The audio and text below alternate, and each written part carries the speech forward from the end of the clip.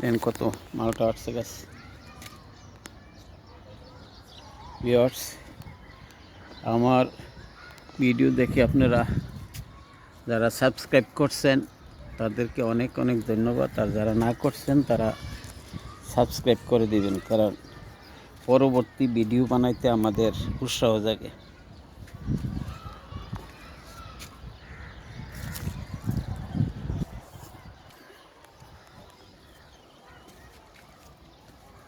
সকল সাইডেই আসছে এই বছর মালটা আসছে অনেক।